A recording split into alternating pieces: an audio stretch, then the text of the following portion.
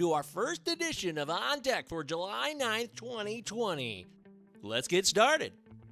We take you now to Comerica Park in Detroit, where Derek Hill goes back at the ball, and oh, he's got it! Look at that! What an incredible catch by Derek Hill. Take another look over the shoulder. He shows the ball. Derek Hill makes the catch of the day, hands down. Summer camp is bumping right now. He has underwhelmed at times, but he'll never make a better catch than that.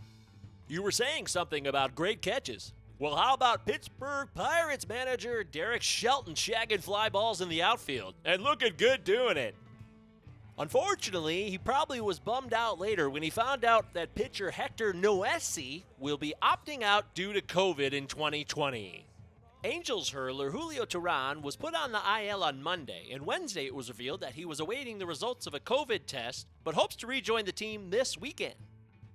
And the award for the best mask on Wednesday, July 8th goes to Sean Manaea of the Oakland Athletics for impersonating his teammate Mike Fiers. Had enough yet?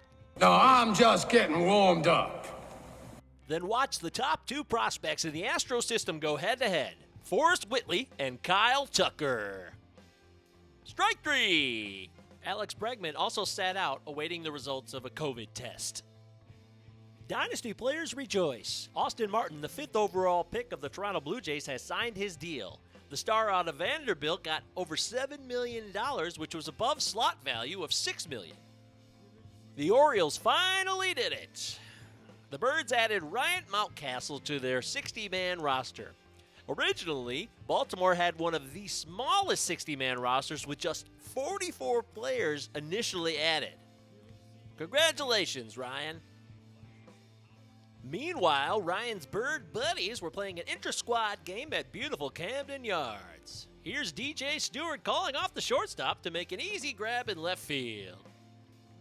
A little earlier in the day, up I-95, catcher JT Realmuto crushes one to right field, and this one is long gone. Goodbye, baseball. Watch this as Anthony DeSclafani grooves one down the middle, and Nick Castellanos says, bang! Oppo Taco home run for Nick Castellanos, a dark horse MVP candidate by two. Count them, two Rotofanatic.com writers. This week in our preview series, Rob Cacuzo and Mr. Dr. Mike Carter chose Nick Castellanos as their dark horse MVP candidate. And doesn't he look damn good in that number 2? On the injury front, Hunter Dozier had to leave the Kansas City Royals intra-squad game because of a bruised left hand after starting pitcher Brady Singer hit him with a pitch. Mike Matheny said, a pitcher's got to be able to pitch inside. That's baseball.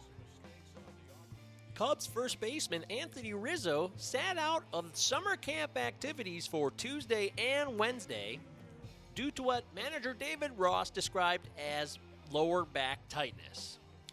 I guess that means no s'mores for Anthony, huh? And finally, it's time to see what happened today in baseball history on July 9th. In 1991 in Toronto, at the All-Star game, Cal Ripken Jr. hit this blast to center field over the wall at the Sky Dome to give the American League a 4-2 victory over the National League. Cal Ripken Jr. would go on to win American League MVP in 1991 over my hometown guy, Cecil Fielder. And I'm still pissed about it, even though Cal's awesome. In 1988, Chris Spear hit this ball down the right field line all the way to the wall. He was one triple shy of the cycle, and wouldn't you know it, this hit ended up being a triple.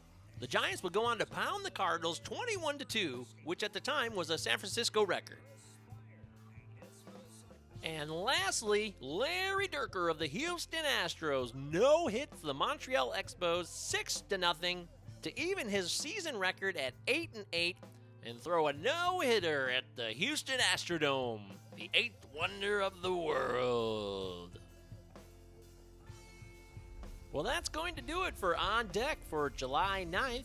We leave you with this beautiful, absolutely majestic swing by Edwin Rios in last night's Dodgers intra-squad game.